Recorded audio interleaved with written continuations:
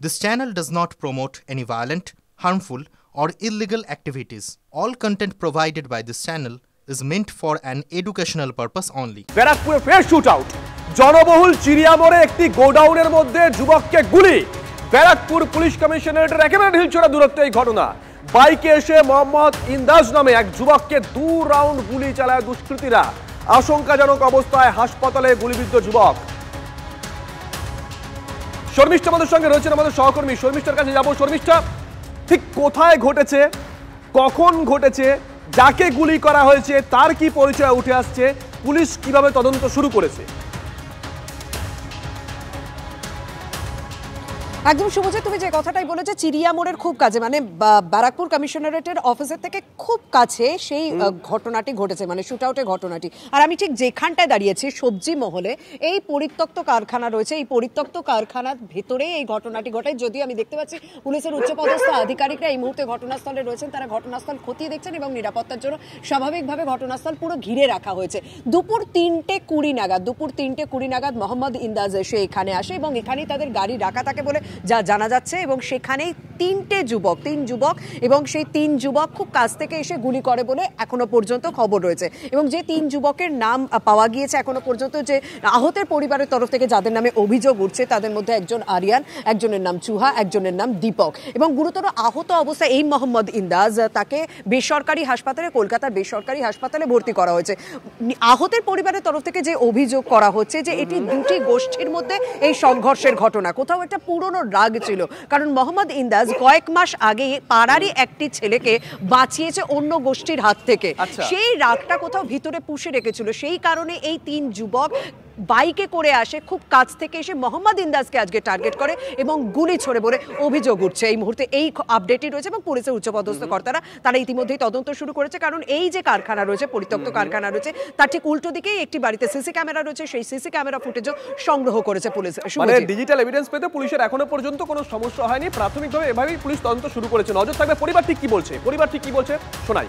কিছু হয় নাই, আমার বাচ্চা ঘর से बाहर निकला, गोली चल गई। কখন কই থেকে বেরিয়েছে? 3:30 बजता था, 3 से 3:30 তো গুলি ऐसा में पड़ी मारी से ঝামেলা ছিল কারোর সাথে? जानी ना सर, अमी मेरा भाई ना एक लड़का का जान बचाया था, यही वजह से मोहल्ला का लड़का लोग लड़का को मारा था। यही खाट से मोहल्ला का लड़का लोग मेरे भाई को मिल के गोली मार दिया। पार्टी करे ना सर, पार्टी काम इसको भला करना ही सबसे बड़ा काम है। भला किया तो इसलिए उसका जैसा बचता हो। लड़का को बचा दी, वही खाट से मार दी, मेरा बच्चा को गोली चला दी। किसको बचाया था?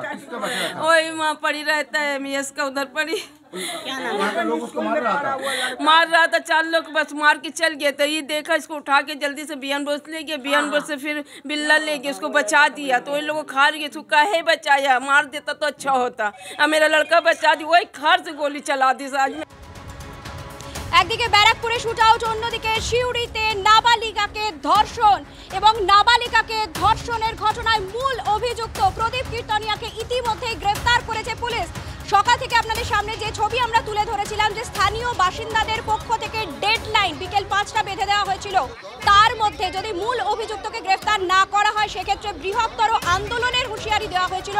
যদিও বিভিন্নভাবে আগুন লাগিয়ে দেওয়া হয়, দোকান ভাঙচুর করা হয়, মুদির দোকানের ওই মালিক প্রদীপ কীর্তনিয়ার দোকানে ভাঙচুর চালানো হয়। এই মুহূর্তে সব মিলিয়ে কি ছবি উঠে আসছে জানতে চলে যাব আমাদের প্রতিনিধি হিমাদ্রির কাছে। হিমাদ্রি, খানিকটা কি স্থানীয় বাসিন্দাদের চাপেই পুলিশ এত দ্রুত কাজটা করতে সক্ষম হলো?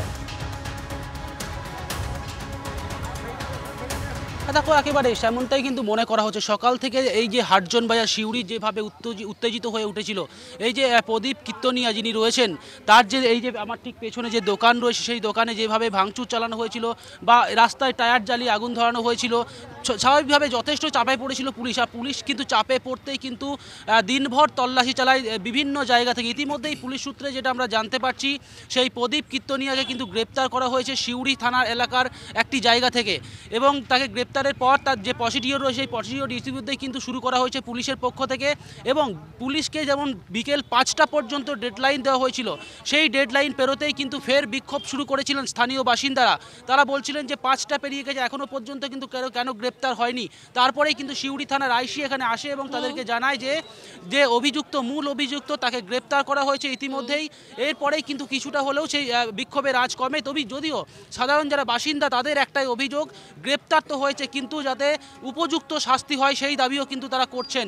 এখনও পর্যন্ত কিন্তু সেই দাবি তাদের রয়েছে যাতে উপযুক্ত শাস্তি হয়, কারণ গ্রেপ্তারটাই সর্বশেষ নয়। এর আগেও আমরা একাধিক ক্ষেত্রে দেখেছি যে গ্রেপ্তার হয়েছে, পরবর্তী ক্ষেত্রে কোথাও গিয়ে হয়তো কেস ছাড়া পেয়ে গেছে বা উপযুক্ত শাস্তি হয়নি। আপাতত তোমাকে ধন্যবাদ হিমাদ্রি, যে খবর আমাদের সামনে তুলে ধরলেন তা হলো সর্বশেষ পাওয়া খবর অনুযায়ী প্রদীপ কীর্তনিয়া মূল অভিযুক্ত, তাকে গ্রেফতার করতে সক্ষম হয়েছে পুলিশ। বেশ, এক মূল অভিযুক্ত তাকে গ্রেফতার করা গিয়েছে, যেরকমটা আপনাদের আমার সহকর্মী চয়নিকা বলছিলেন। কিন্তু অন্য আরেক ধর্ষণের ঘটনা, তিলোত্তমা ধর্ষণ খুনের ঘটনা, এবং সেই ঘটনায় আপনারা জানেন অন্যতম অভিযুক্ত, মূল অভিযুক্তই তাকে বলা হয়েছে সঞ্জয় রায়। তাকে যে সাজা ঘোষণা করা হয়েছে তার আমৃত্যু কারাবাস, এই সাজায়, শিয়ালদা কোর্টের এই সাজায় সিবিআই খুশি নয়, যে কারণে সিবিআই হাইকোর্টের দ্বারস্থ হতে চলেছে এবং হাইকোর্টের দ্বারস্থ হয়ে তারা ফাঁসির সাজার আবেদন করবেন বলে জানা যাচ্ছে। ইন ডিটেল আমি জানবো, আমার সহকর্মী জ্যোতির্ময় কর্মকার আমার সঙ্গে এই মুহূর্তে রয়েছে। জ্যোতির্ময়, এক্ষেত্রে কিছু প্রসিডিংস আছে, এক্ষেত্রে পিটিশন ফাইল করতে হয়, সে সংক্রান্ত এখনো পর্যন্ত কি কি তথ্য আছে? দেখো, সিবিআই সূত্রে এই খবর আসছে, তার কারণ আমরা জানি যে ইতিমধ্যেই রাজ্য সরকার তারা উচ্চ আদালতে দ্বারস্থ হয়েছে এবং এক্ষেত্রে সিবিআই তাদের কোর্টে যে অবস্থান, যে এক্ষেত্রে রাজ্য সরকার তাদের কোনো এখতিয়ারই নেই আবেদন করার। কিন্তু যেভাবে সিবিআই এর তদন্ত নিয়ে প্রশ্ন উঠছে তার ভিত্তিতেই সিবিআই হেডকোয়ার্টারে একটি বৈঠক হয়েছে বলে সূত্র মারফত আমরা খবর পাচ্ছি, এবং তাদের যারা শীর্ষ অধিকর্তা রয়েছে তাদের সঙ্গে বিষয়টি আলোচনা সাপেক্ষেই সিবিআই সিদ্ধান্ত গ্রহণ করেছে যে তারা নিজেরা হাইকোর্টে মুভ করবে। আমৃত্যু যাবজ্জীবন দেওয়া হয়েছে সঞ্জয় রায়ের, কিন্তু এক্ষেত্রে তাদের হাতে যে তথ্য প্রমাণ তারা জমা দিয়েছে, শিয়ালদা কোর্ট যে রায় দিয়েছে তা কোনোভাবেই যুক্তিযুক্ত নয় বলে তারা মনে করছে, এবং সেই কারণেই শিয়ালদা কোর্টের রায়কে চ্যালেঞ্জ করে তারা উচ্চ আদালতে দ্বারস্থ হতে চাইছে এবং সঞ্জয় রায়ের ফাঁসি তারা চাইবে। যে প্রেক্ষাপটে চাওয়া হচ্ছে সেই প্রেক্ষাপটটাও যথেষ্ট গুরুত্বপূর্ণ।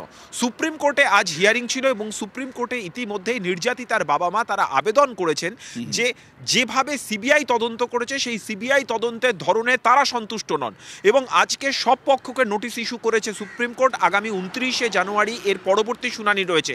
ফলত যখন সিবিআই তদন্ত নিয়েই প্রশ্ন উঠেছে এবং সুপ্রিম কোর্টে বিষয়টি 29 তারিখে শুনানি হবে, সেই সময় সিবিআই এর কলকাতা হাইকোর্টে যাবজ্জীবনের সাজাকে ফাঁসিতে রূপান্তরিত করার বা সেই নির্দেশকে চেঞ্জ করার আবেদন জানানোর এই সিদ্ধান্ত, সেটা যথেষ্ট তাৎপর্যপূর্ণ, এবং তারা কবে পিটিশন ফাইল করে আমাদের নজর সেদিকেই থাকবে।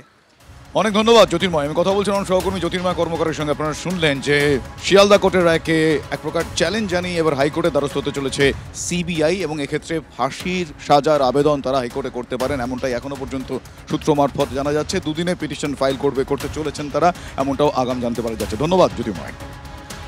এদিকে শিয়ালদা আদালত তিলোত্তমা কাণ্ডে যে রায় জানিয়েছে সেই রায়কে চ্যালেঞ্জ জানিয়ে রাজ্য যে মামলা করতে চলেছে বা মামলা করছে তার গ্রহণযোগ্যতা নিয়ে ইতিমধ্যেই প্রশ্ন তুলেছে সিবিআই, এবং বিচারক জানতে চেয়েছেন যে আদেও তার পরিবার বিষয়টি জানে কিনা। জানানো হয়নি বলে জানিয়েছে রাজ্য।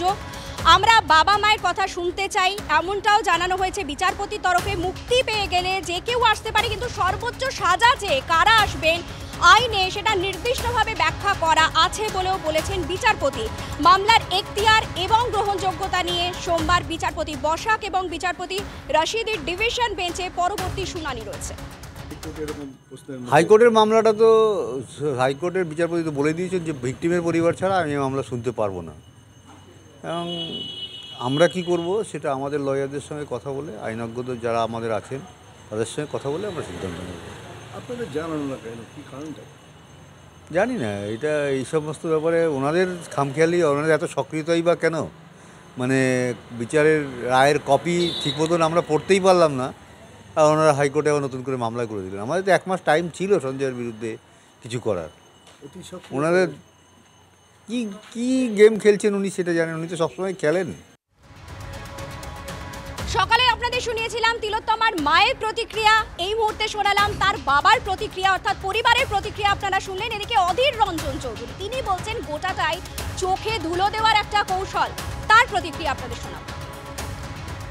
আজ দিদি জানে মানুষের আবেগ, মানুষের ক্ষোভ, সেটাকে আবার নিজের পক্ষে নিয়ে আসার জন্য, তাদের চোখে ধুলো দেওয়ার জন্য হাইকোর্ট করে দিদি প্রমাণ করতে চাইছেন তোমাদের মতন আমিও শাস্তি চেয়েছি। যদি শাস্তির দাবি সত্যি আপনি করতেন দিদি ভাই, যেদিন ঘটনা ঘটেছিল সেদিন থেকে আপনাকে তদন্ত শুরু করতে হতো। আর সেদিন থেকে আপনি কি করেছেন? তথ্যমান লোপাট করার চেষ্টা করেছেন। আমি দায়িত্ব নিয়ে বলছি, আপনার নির্দেশে, আপনার আদেশে তথ্য প্রমাণ লোপাট হয়েছে।